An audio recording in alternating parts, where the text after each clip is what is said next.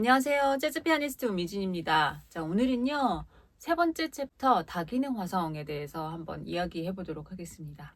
자, 다기능 화성 말 그대로 기능이 여러 개이다라는 뜻인데, 이제 제가 여기서 약간 의도한 바는 기능을 확실히 내가 알 수 없다. 그런 코드를 이야기를 합니다.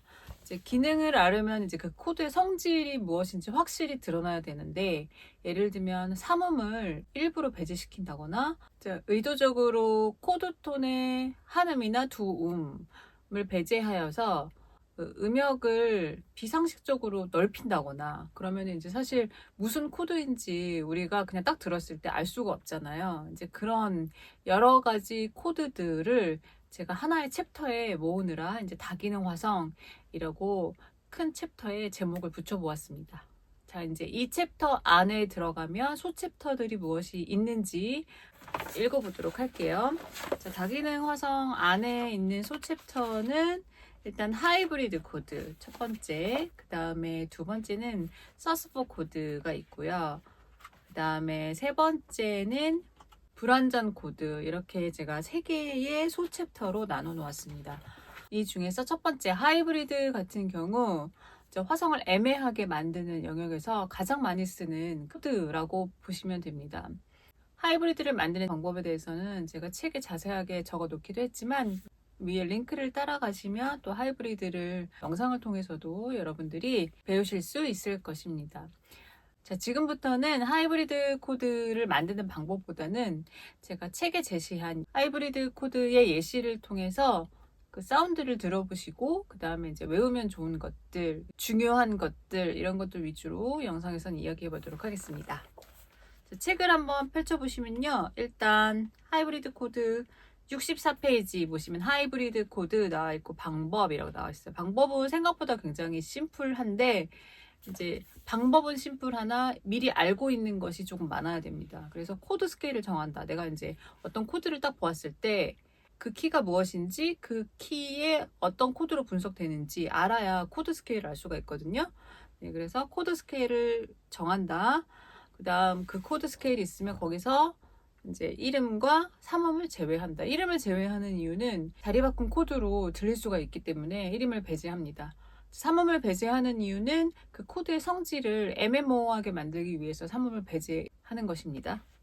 화성적 어보이드 노트를 고려한다라고 쓰여있고 밑에 아이오니안과 에이올리안일 경우라고 되어 있는데 아이오니안일 경우에 화성적 어보이드 노트인 사음을 배제하지 않으면 우리가 사음이 들어간 하이브리드 코드를 이게 연주를 했을 때에 마치 서스 사운드가 나거든요. 근데 만약에 그 서스 사운드가 내가 의도한 서스다, 괜찮아요. 근데 이제 그렇지 않는 경우면 그 키가 잘 들리지 않기 때문에 그 키의 탄익이다라는 것을 들려주기 위해서는 이 사음을 배제를 시킵니다. 이제 같은 이유로 에이올리안 모드도 에이올리안은 이제 내추럴 마이너 스케일이잖아요. 예, 그래서 이제 마이너 키일 경우에 같은 이유로 플랫 6 음이 배제될 수도 있고 들어갈 수도 있다. 이렇게 생각하시면 될 것 같아요.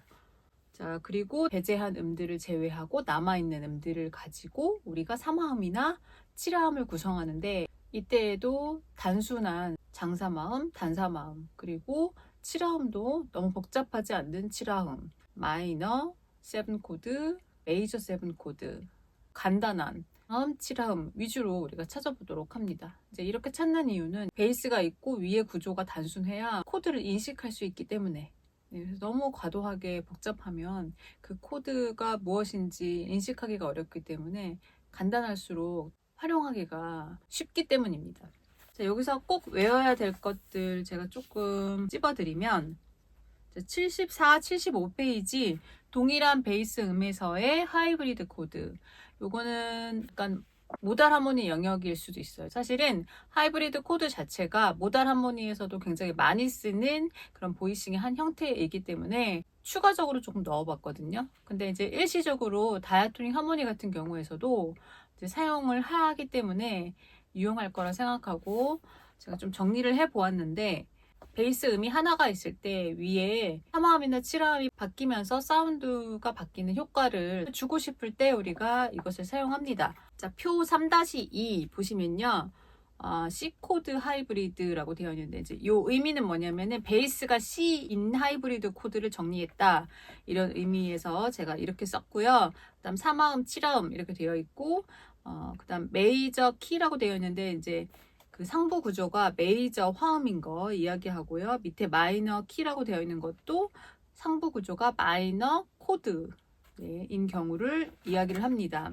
이제 이 부분 이거를 다 외울 수는 없지만 어느 정도 하이브리드 코드에 익숙하시다 보면 저절로 조금은 외워지게 되거든요. 요거 한번 소리로 한번 들어보실게요. 자, C의 D 플랫 이런 소리, 그 다음 D, 그 다음에 G 플랫. 네, 보이싱은 내가 베이스를 치고 C를 치고 위에 기본 이치를 치는 거랑 그다음 자리 바꿈 을 치는 거랑도 또 차이가 있기 때문에 이런 것도 염두에 두시면 좋아요. 다음 그 다음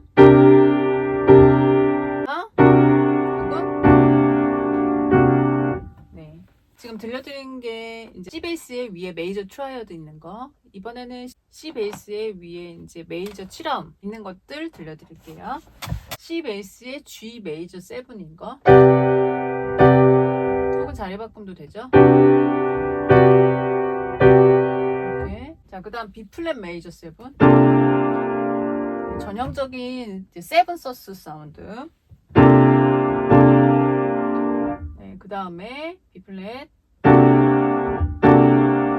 네, 이렇게 마이너가 조금 더 적은데 마이너도 한번 들어보세요. C 베이스의 G 마이너. 네, 되게 굉장히 심플하게 들리죠. C 베이스의 B 플랫 마이너. C 베이스의 B 마이너. 자, 이번엔 C 베이스의 G 마이너 7. 이건데 저는 자리 바꿈으로 쳐볼게요. 이렇게. 혹은 이렇게.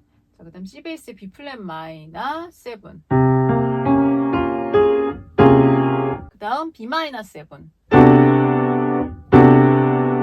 네. 네, 그다음에 마지막에 B 플랫 마이너 메이저 7이라고 되어 있는데 G 마이너 메이저 7으로 바꾸시면 되겠습니다. 이렇게. 사실 거기 나와 있는 B 플랫 마이너 메이저 7 이 보이싱도 굉장히 많이 쓰는 보이싱이거든요. 이 보이싱 자체는 C7 서스4 코드에 플랫 9 붙은 네, 그런 사운드예요. 제가 굉장히 좋아하는 그런 보이싱이기도 하고 여러분들 실제로 사용하실 수 있는 보이싱입니다. 표 3-2의 아이디어를 가지고 제가 예시를 써보는 것이 3-20이거든요. 그것도 한번 들어보도록 할게요. 1, 2, 3, 4.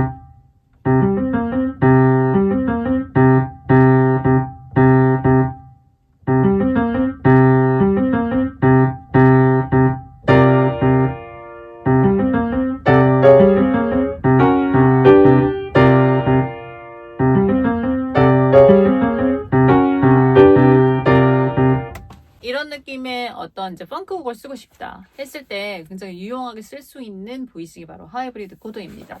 하이브리드 코드 예시를 조금 더 살펴보도록 할게요. 3-8은 F 메이저에서 나올 수 있는 전형적인 코드 진행입니다. 이제 요거를 이 멜로디에 맞게 하이브리드 코드로 바꾸는 거죠. 그게 이제 3-14에 하이브리드로 바꾼 악보가 나와 있어요. 그러면 일단은 얘 3-8 먼저 한번 들어볼게요. 자, 1, 2, 3, 4.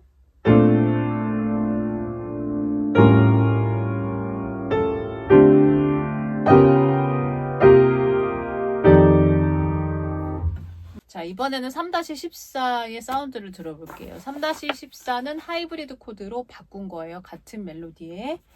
2, 3, 4.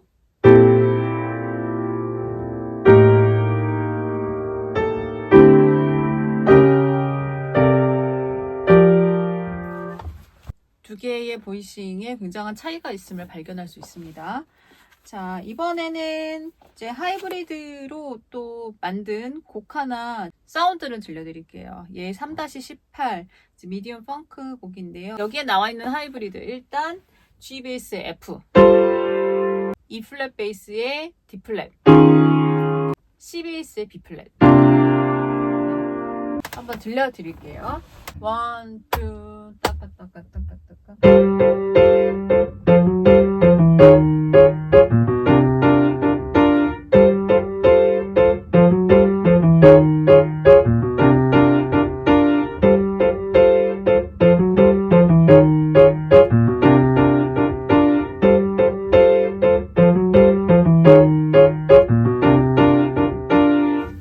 하이브리드 코드를 가지고 만든 펑크 그루브 한번 들어보았습니다. 이제 소챕터 두 번째 서스 4 코드라고 나와 있습니다.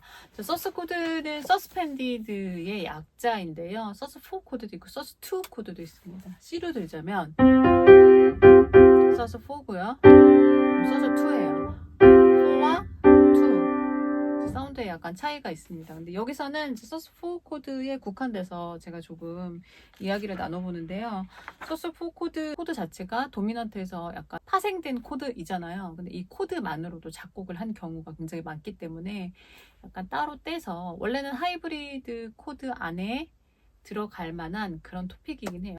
도미넌트에서 나오는 하이브리드 중에서 세븐 서스 4 코드를 나타내는 그런 보이싱이 포함되어 있어요. 근데 이제 그래도 요거를 따로 떼어내서 이야기를 하는 것은 그만큼 이 보이싱이 엄청 많이 쓰이고 실제로 굉장히 많이 이용되는 코드이기 때문에 제가 따로 떼어 보았습니다. 재즈에서는 이제 가장 대표적인 곡이 메이드 인 바야지라는 허비 행콕의 곡이거든요. 근데 이제 실제로 곡을 들었을 때에 뭔가 이렇게 둥둥 떠다니는 메이드 인 바야지가 이제 처녀항해라는 뜻이잖아요. EL 3-27에서 여러분들이 악보를 보실 수가 있고요. 이것도 한번 간단히 들려드릴게요.